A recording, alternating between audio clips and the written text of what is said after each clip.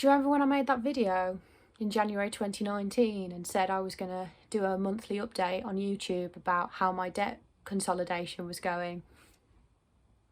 16 months later, here I am.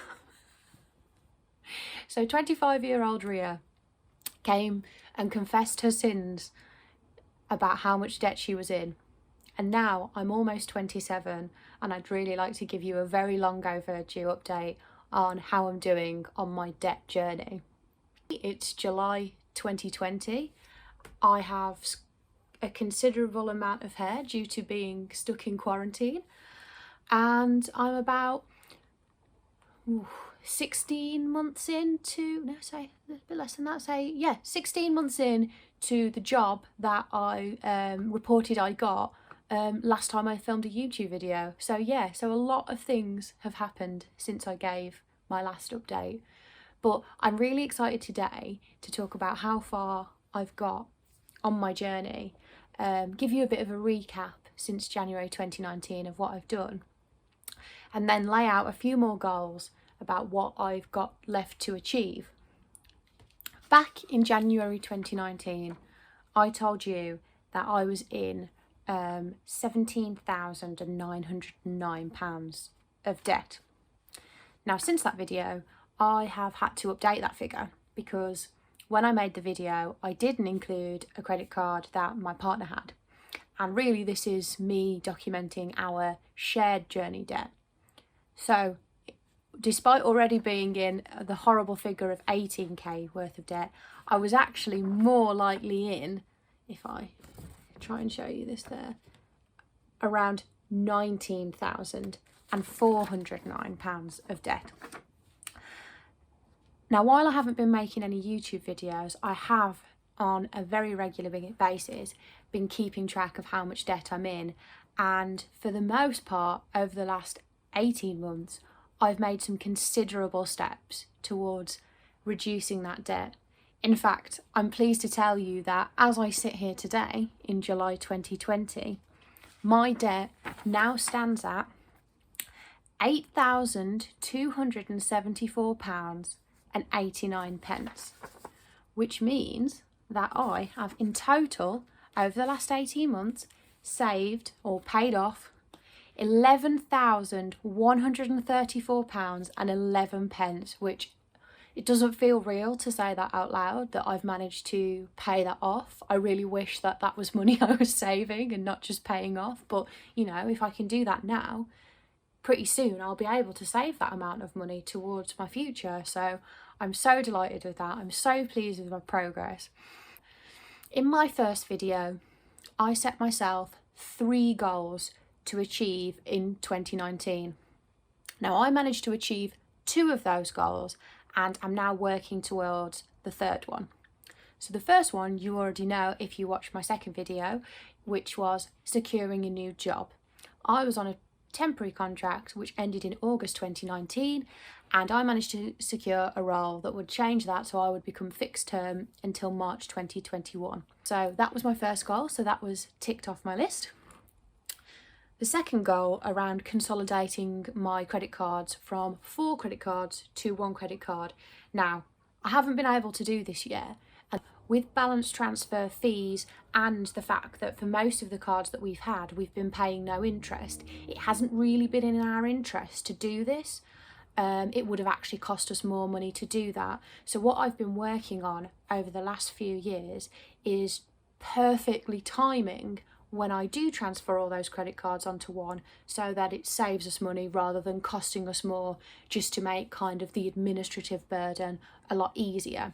So I do believe now that although I didn't achieve that last year, by October 2020, I have the room to be able to do so, to put all my credit cards onto one. So didn't achieve that last year, but I've managed to. I think I'm going to do it by the end of this year, which is a really great step, and it's going to make our lives a lot easier just to have one big but not massive credit card to pay off and have one monthly payment going out. So I'm really pleased with that. The third thing that I wanted to do was to reduce the length and the monthly payment on my loan. So going back to my notes, when it was January 2019, we had just under 10 grand worth left to pay on our loan. I used the money that I mentioned I had from my car being written off to successfully negotiate a new term length on the loan and a new monthly payment. It did involve some juggling around. The loan used to be in my name and now it's in my partner's name, and we've had to do a lot to kind of move our debt between us so it's fair and it's evenly split.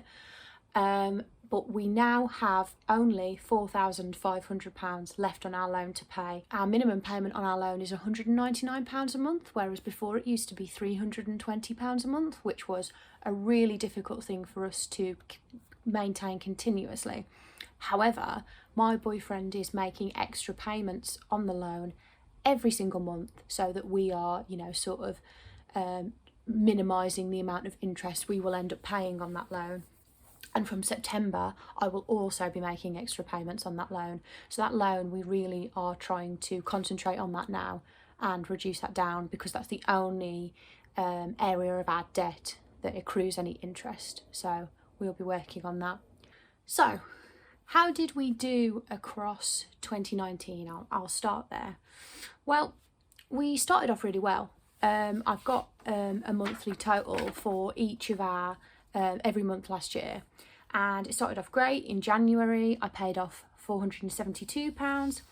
In March, due to the car money, we paid off £2,800. April we paid off £490, so you can see we're always just hitting just under that £500 mark. And then we get to May, and again we pay off another £430. So continuous cycle of doing well. And then a few things happened that kind of set us back a little bit and caused some issues. One of the things was our washing machine broke and we had to quickly get a new one. And one of the things that you'll know if you're in debt or you've ever been in debt is having even £300–400 for something like a washing machine just isn't possible. So that is the one purchase we have made on credit card. We were making those savings every month, but it really kind of put us off track, really, and I think it kind of demotivated us a little bit. So that was when we started to not spend any money on credit cards, but just maybe not put as much concentration on paying them off. It was the summer, both me and my partner's birthdays were in the summer. We'd planned a short trip to Berlin that summer, so between the months of June and September we didn't really make too much progress. We didn't pay off extra bits on the loan, we were paying the minimum point on the credit cards. And as I was writing up my monthly totals, I could see that we weren't really making as much progress as I'd liked. So we sat ourselves down and decided, no, we're committed to reducing our debt. We're not just going to do the minimum, we're going to do more. We got to January 2020, we were down to £12,521, which means we'd paid off £7,000 of our debt last year, which includes the £3,000 from the fees. So that was okay. I was reasonably happy with that. I really wanted us to pay around £500 off a month, not including the money from the car. So I really wanted us to save £6,000 on top of the £3,000 we got from the car. But we saved £7,000, and £7's really good, and that's put us in a really good position this year. And yeah, so we did well. Not quite as well as I wanted, but we did good. This year I think we've really committed much more, and I think that's because we can start to see how behind we are in our friendship group. A lot of our friends now are already into their first house. They've got a mortgage, they've secured a mortgage, and it's put them in a really great position. And me and my partner know that we've probably got another, I'd say, 2 or 3 years before we can get a mortgage, and it is a little bit frustrating. We're both, horrible to say, but closer to 30 than we are to 20. So I think this year in 2020 we've taken a really harsh stance on our spending and really started to save much more. So we did take a little holiday in Berlin. I think one of the things that I really have tried to maintain throughout this is I don't want us to be miserable. I know what it was like when we used to live in our previous flat, and we didn't go out anywhere, and it's just not healthy. Life is too short to, you know, be super penny pinching, and it's just not who I am. So we went on a very short holiday into Budapest in March. That was actually an incredibly cheap holiday. And we timed it very well, because if you're watching this, you know that in March, we came back on the 13th of March, and by the 18th of March, both myself and my partner were working from home because coronavirus had hit and we were now into lockdown.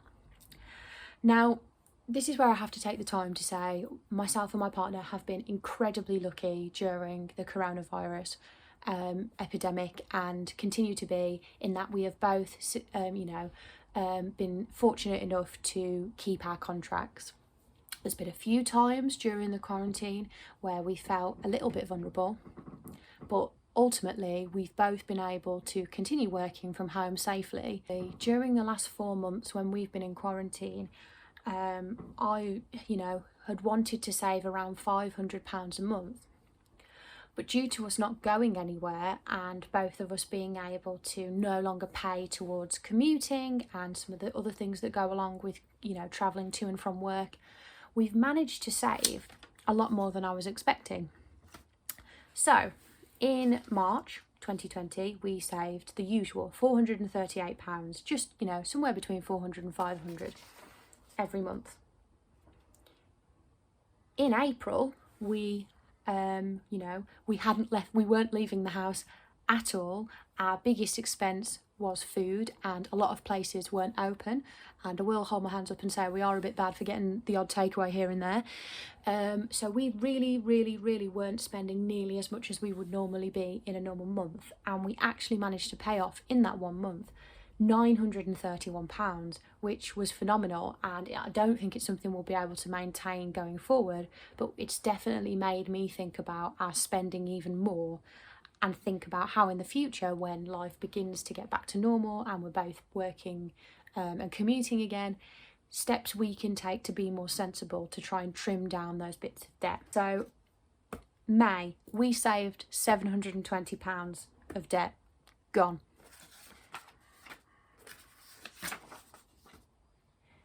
June, £432, so not quite as good. I think we had a couple of birthdays. We had to put a deposit down on renting a car, which we're doing now, so a couple of more expensive that month than we've normally had in quarantine, but still within our normal target. So £432 gone.